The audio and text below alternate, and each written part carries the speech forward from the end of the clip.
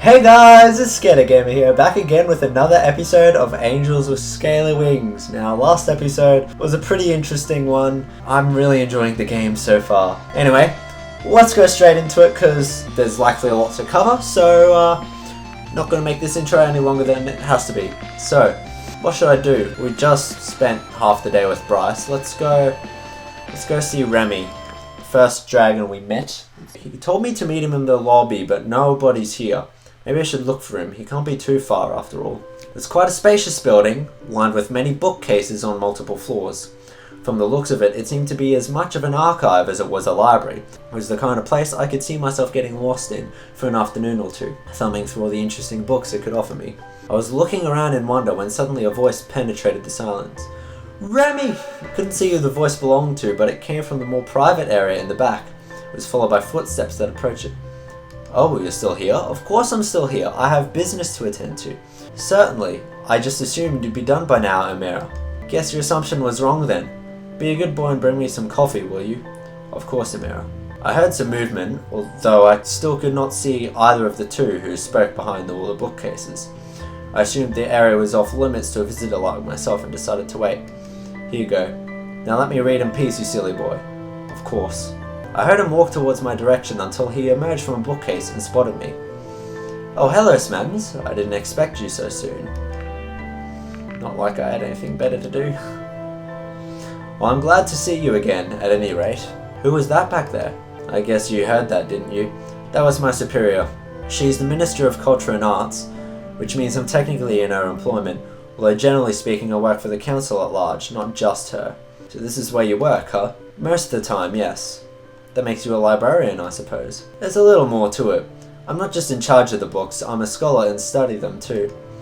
For example, if the council requests knowledge on certain topics, like facts, statistics, or other information of interest, it is part of my job to research it and present it to them in an appropriate manner. Just thinking about doing that work day after day gives me... Okay, I still can't English. I suppose it's a good thing that I'm the one that works here and not you. Anyways, was there a particular reason why you wanted to meet me? You're just too damn cute, that's why. Bruh. I was interested in what you said the other day. You have myths about humans. I was bored and... Well, actually, the myths about humans would be interesting to see what they think about us. Alright, I still have work to do, but I could show you something afterwards. Either way, now that you're here, you could help me with something. I've got some books that need to be sorted over there. Right, how do I fit them in alphabetically? Oh no, the arrangement you see in this library is based on a sophisticated system that sorts everything in a very intuitive manner, based on criteria. Genre, author, complexity, and age. As you can tell, we have a lot of specimens, so just sorting them by alphabet would be far from efficient. Sounds complicated. It's not that hard, I'll show you. Basically, these 8 books you see over here were all part of a section that was moved, so they have to be sorted into their new area. The problem is their labels are so old that they've started to fade away, which makes sorting them a little harder. They will get new labels soon, but until then we'll just have to make do with what we have here. All of them are by Hazik Akil, a writer on the subject of history, and a very prolific one, I might add. You'll find the shelf they belong to over there.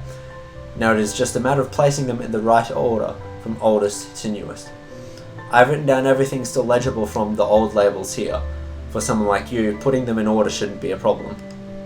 In any case, I'll be working on something else in the meantime, so let me know when you're done. The Third War is directly preceded by the Spark. The First War is directly preceded by the Inception. The Invention is not the third, 7th, or last book. I feel like I should have a notebook or a piece of paper to write this down, because I'm probably going to forget all this. Second War is 4th book. There is only one book before the First War, which would be the Inception. The Enlightenment is after Third War. This type of stuff, oh my gosh, I'm not good at these. Oh, that's it. Right, the first book. Okay. There's only one book before the First War, which was preceded by the Inception. So Inception has to be first, First War has to be second. Invention is not third, 7th, or last. Okay. The Enlightenment is somewhere else. Second War is 4. The Enlightenment is somewhere after the Third War. What's the third book? Can't be Enlightenment. It can't be Spark. Yes, directly. Oh my gosh, my brain. There's only one book before First War, so it has to be second. First War is directly preceded by the Inception. Therefore, Inception has to be number 1. This is why I'm no good at these things. Oh no.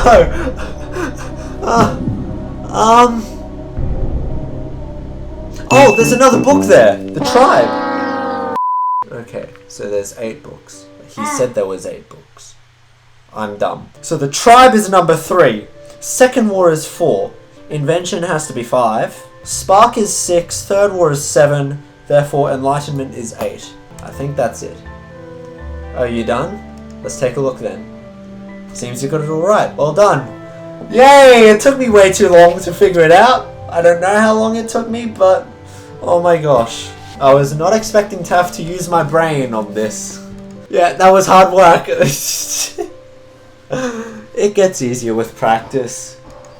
In any case, there's a box here that belongs in storage. You can put that away. I'll finish the last bit of sorting and then we'll be done for the day.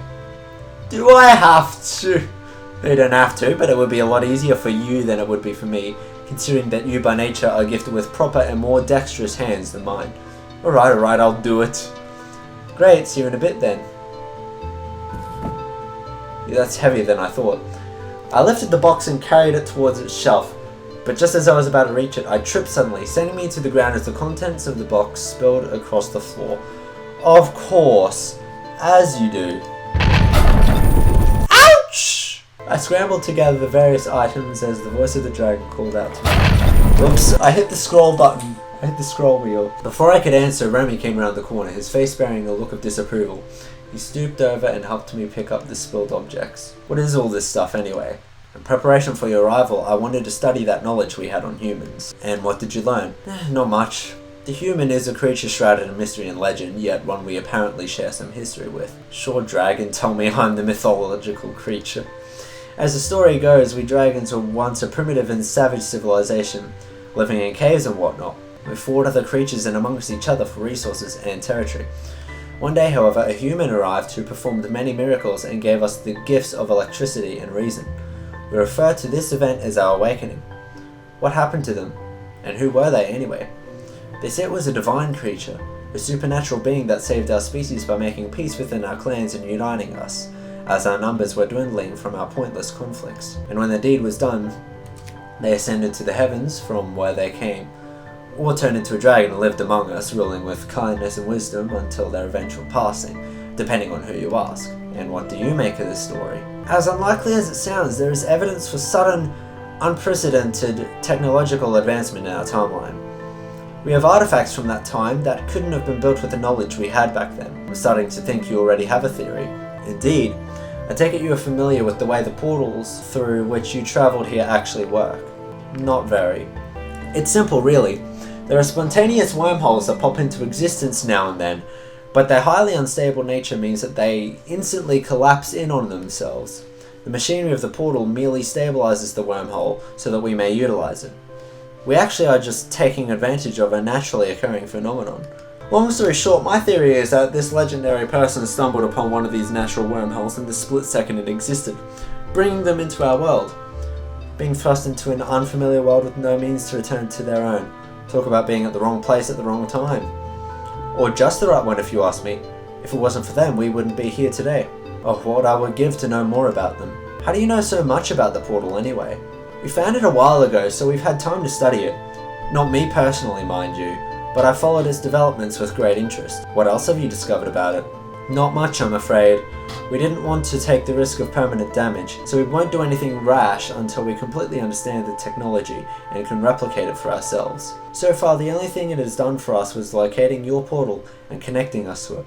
From the interface, it appears to have more functions, but we haven't been able to get any of them to work. We're not even sure what it was capable of when we initially turned it on. Only after some time of being active did it actually find your portal, and only then were we able to make the connection. Making that discovery must have been very exciting, especially when you made contact with us and started exchanging letters with us. Oh, you have no idea. Especially when Razor arrived and he turned out to be a human, of all things. Some people still worship them, you know. You've mentioned that before. How does that work? Do you have some kind of organized religion based around it? Not exactly. It's more like an adoration on a personal level. I'd count myself among them if it wasn't for the fact that I consider myself to have a more reasonable approach to it than others. For example, there are those that believe there is much more to your sudden appearance than there really is. I think they expect some sort of miracle from you, similar to what was described to humans in the past. I can tell you there's nothing supernatural about me. That's what I expected. Either way, as a scholar, I'm looking forward to seeing everything your PDAs have to offer. I could show you sometime. Well, don't worry about explaining them to me. I'm sure you have much more important things to do while you're here. It is just a question of time until one of them ends up with me anyway.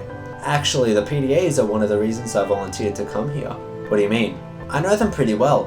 Enough to explain how they work at least. Of course, that's far from the only reason. I just thought I'd be the kind of person who'd meet all the requirements, and it turned out I was. It was nice of you to volunteer when you must have known there would be considerable risks in coming here. You volunteered as well when you came to meet me, didn't you? I wouldn't think this kind of thing would fall under your jurisdiction regularly. That is true, but by this point my interest in these matters shouldn't surprise you. I was more surprised that I arrived under cover of darkness to meet an ambassador, although I haven't seen much of you since.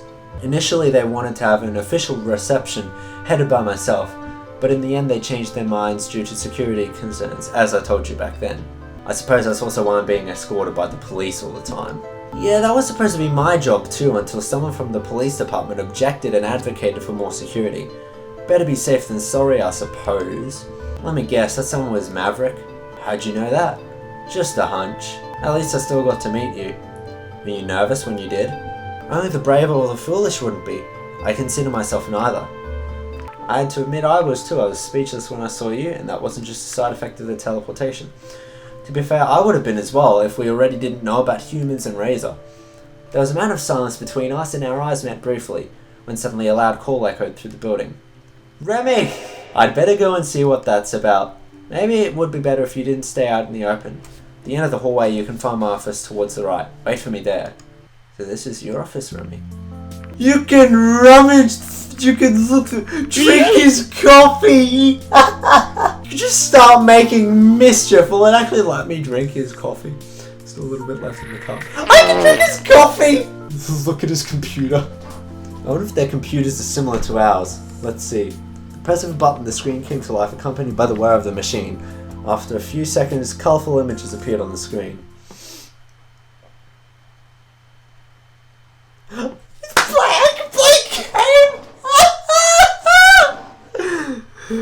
Battle start. Oh my gosh. Anything is moment. It's an RPG. 326 damage. This is great. Let me use Earthquake. Is like this the main character? Can I select what I only uses Cosmic Horror? Can I select attacks or anything? Is that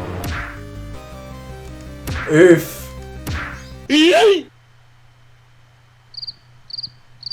What the? Oh, okay, it's part of the game. Hey, what are you doing? I think I broke it. Why did you even touch the computer? It's fine, it's just a computer. Well, whatever you did, at least it seems to be okay. Oh no, my game. When you touched the computer, you saw a game running, right? Yeah, I played a little. I had it saved specifically at that moment to play it later. Now it's all gone. What do you mean it's all gone? So much preparation, so many hours spent grinding just to get there. Can't do all that again. You wouldn't understand. Actually, I do, as someone who spent 9 hours doing Five Nights at Freddy's Sister Location's hardest difficulty. Actually, I do, boy. You do? Yeah, we used to have similar games where I come from. At least my office is still standing. Yeah, I could have, like, blown it up or, like, thrown everything out. Also, why do you have a bed in your office? Yeah, I've just put the bed, looks like you live here. When I have to work here late, it's easier just to stay here. Besides, I have knowledge of the whole library at my fingertips and can use the resources and equipment as I please. Like this computer. Don't you have one at home? No, we generally don't have this kind of technology in every household, though it's not exactly rare either. We just use it where we need it. Back home we used to have computers everywhere. Most of us even carried one on our wrists wherever we went. Is that so? Oh, that means the library will be closing pretty soon. If you want to do or ask anything in particular, now is the time. Bro, that's second option. Human myths, I guess. There's a lot we could get into, but I'm afraid we won't have time for now. Maybe another day. Rip. Oh my gosh. just make these advancements out of nowhere? No, not now. What do humans typically do in such a situation?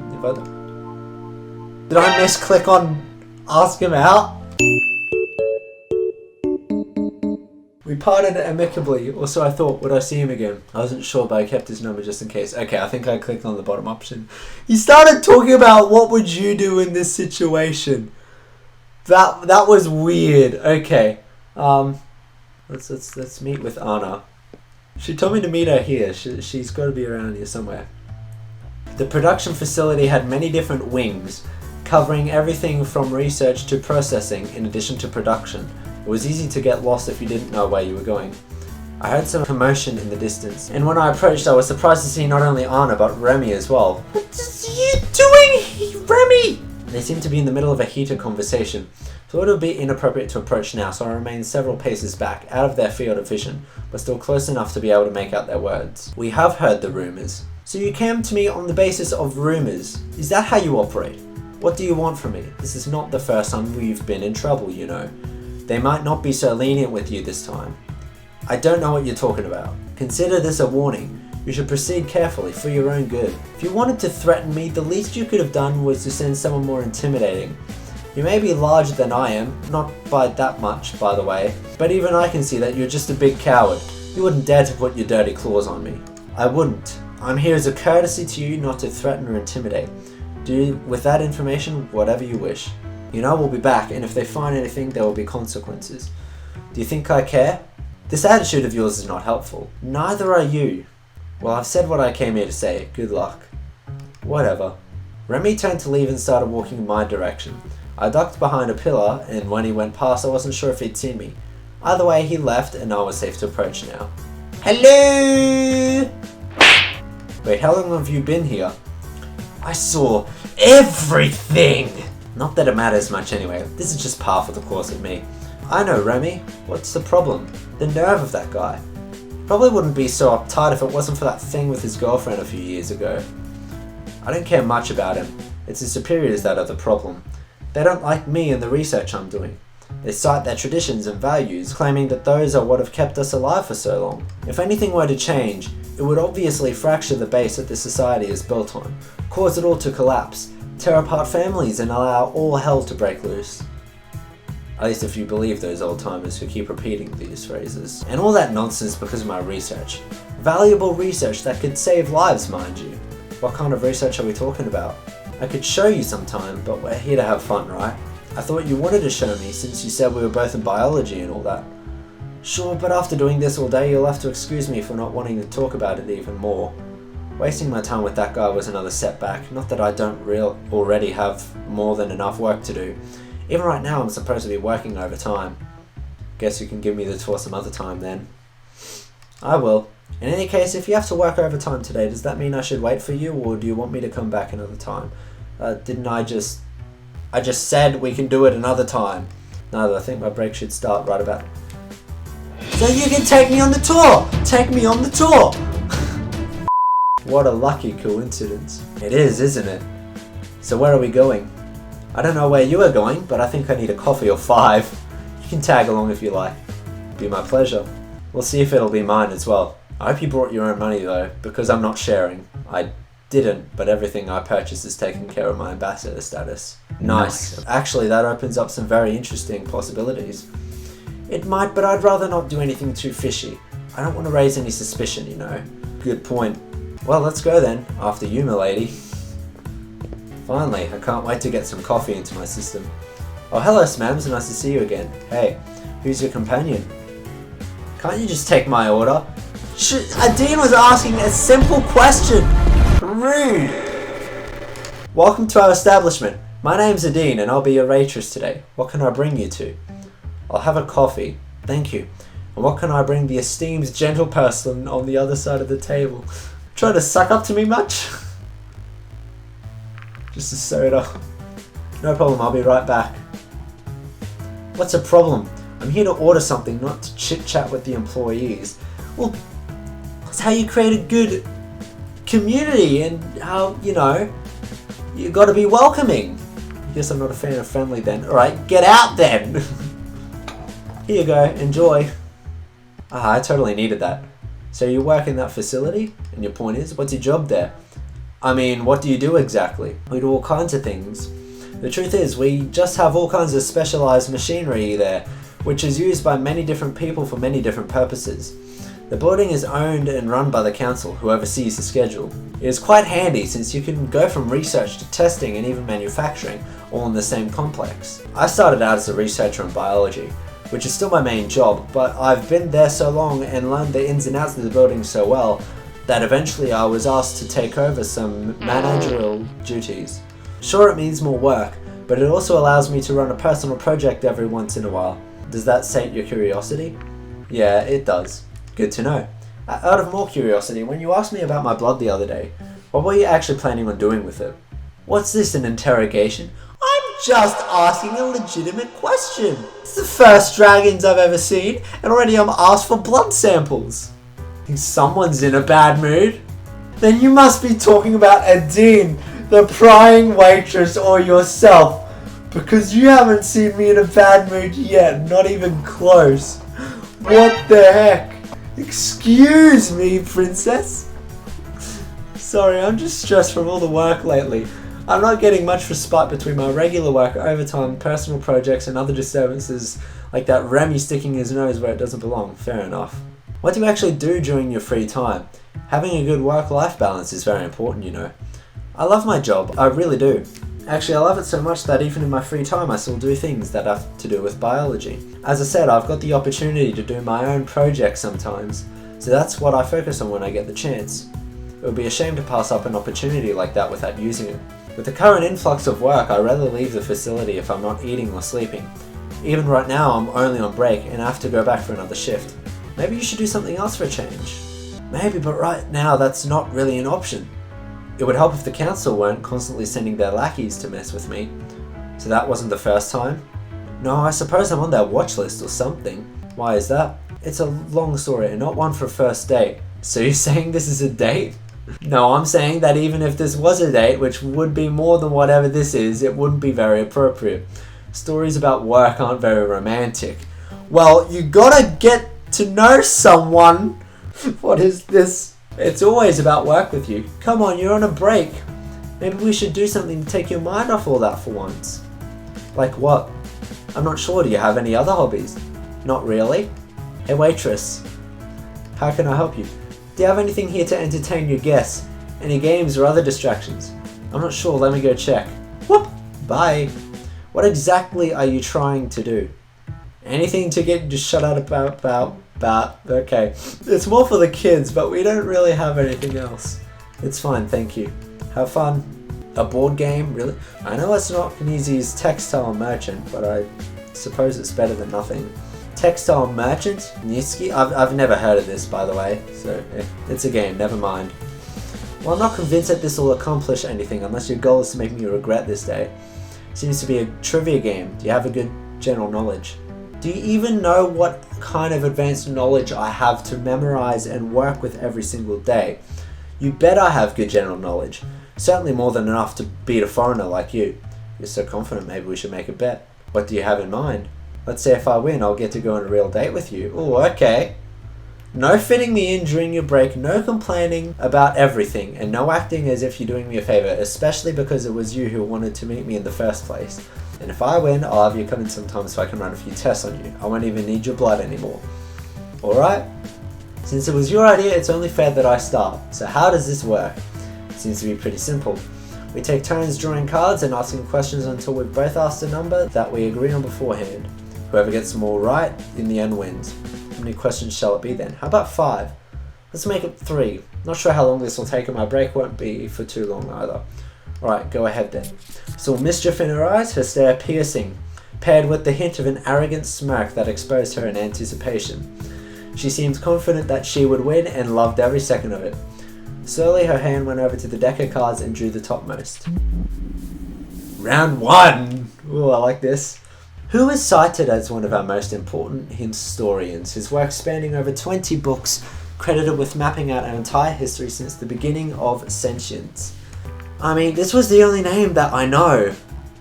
It was mentioned with Remy. How could you even know something like that? You've only been here for what, a few days? Maybe you shouldn't underestimate me. Let's see how you fare with your first question. Bring it. How far can you walk into the woods?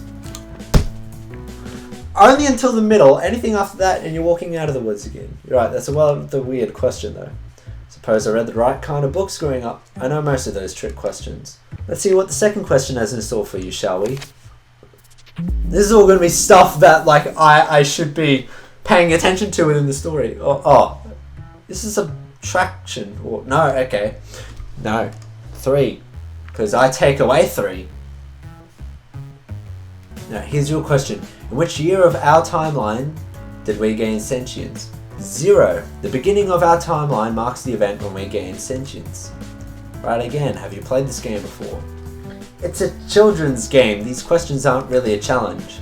I'll just go ahead and draw the next card so we can end this.